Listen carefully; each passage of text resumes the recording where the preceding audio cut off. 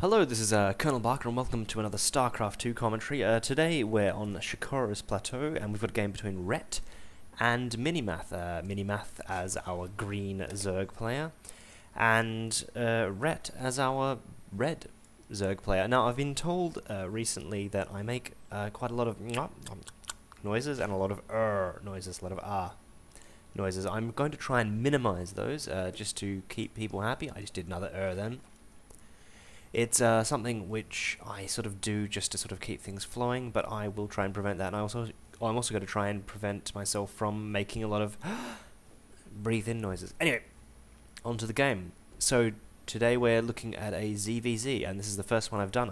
I like to do a lot of mirror matchups. This is our first one, but I really enjoy mirror matchups. I think they're fun and different, and the types of strategies you have to use against one another are very different.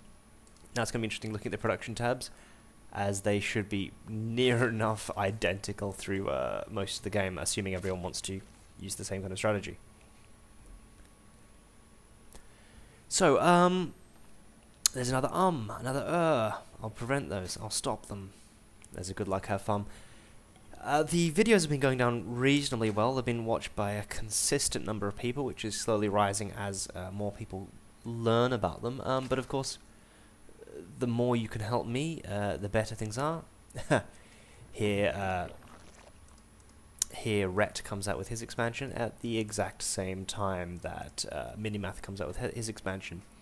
I mean, this game hasn't been made much easier with everyone with virtually the same names, the same positions. Anyway, Rhett versus Minimath. So I'm going to have to check every now and again before I actually refer to it.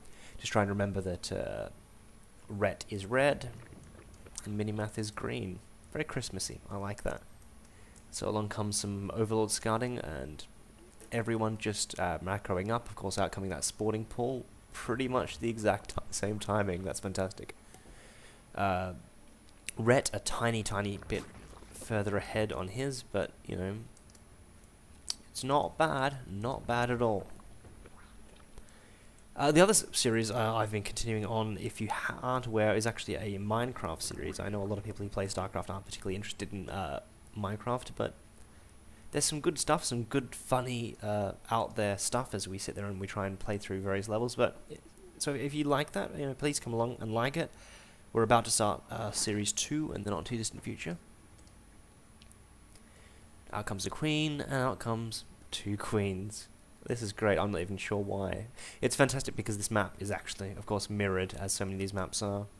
The builds are mirrored. It's going to be interesting to see where the variations happen. We've got an Overlord coming out and an Overlord slightly behind. So Liquid Rhett, which was slightly far behind, slightly far ahead. And Metabolic Boost coming out about the same time. This is great. They seem to be even have their scouts in virtually identical positions. Which I suppose just goes to show how fantastic these players are. They know the exact timings.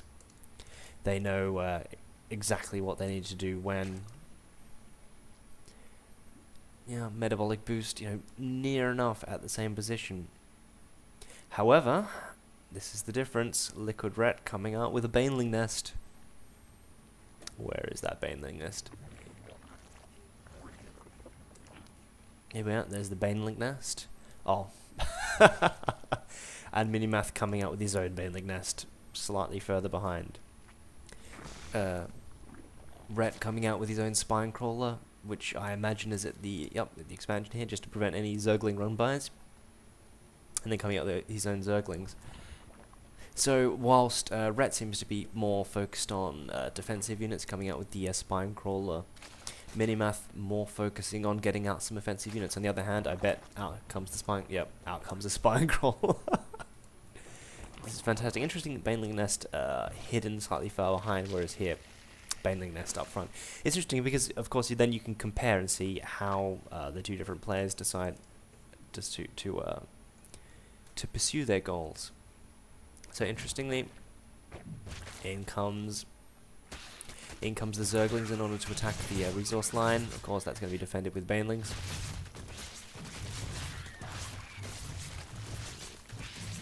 watch as the banelings burst. No, they're not going to burst on the zerglings. No, zerglings just do a bit of a run by. Let's look at the units lost tab. Yeah, more or less even. More or less even. And then Rhett comes out with his own counterattack, trying to do exactly the same thing. Sees the spine. I imagine he knew the spine was there, and he's just going to sit outside his base, which will try and prevent him expanding. So the question is, where are we going to go from here? Out come those double extractors. We've already got double extractors here. Yeah, one extractor, second extractor following. Very, very macro focus game. And of course those banelings chasing back the zerglings.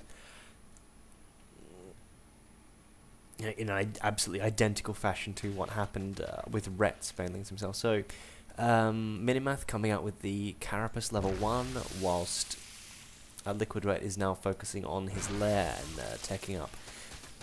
I shouldn't really try and call it this early, but I think Liquid Rhett is in with a much better chance here. He just seems to be going sort of a techier route rather than a stronger unit route. And he just seems to be ever so slightly ahead. I think his action per minute are just that bit higher. Yeah, look at Rhett. Having said that, the average is much lower. Ugh. Wait, I'll get murdered. Missile attacks, interesting. And an infestation pit. On the other hand, Minimath does have 10 roaches coming out. So it looks like Rhett has tried to go for a third expansion, whilst Minimath is more focused on trying to get out some offensive units in outcome. And here we have 10 odd roaches which are pushing out. And that's going to be spotted pretty much immediately. And in response, 5 roaches of his own, 6 roaches of his own, 7 roaches of his own. 9, and they should be near enough ready by the time Minimath gets across. I just love watching all this interplay between these zerglings. It's absolutely insane. But I don't think they stand a huge chance against those much heavily armoured roaches. So where are the roaches going to go? And they're going to try and push at the third. Minimath, of course, has his third just about to burst. Born. And here we are, roach on roach action. Talking about just under 20 roaches to just around 10 or 18 or so. Yep, forcing Minimath back. Now, I wonder whether that means that Rhett is going to push down and try and take out Minimath's third quite early on. I'm surprised that no one's tried to do any kind of overlord hunting. So we've got Patholinge glands. I know how to speak coming out for Rhett. Again, just more roach on roach action. They're sitting more or less even now.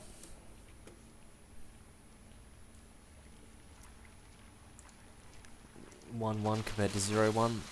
So just that ever so slight advantage, and that numbers advantage is going to be enough so that Minimath will win this engagement.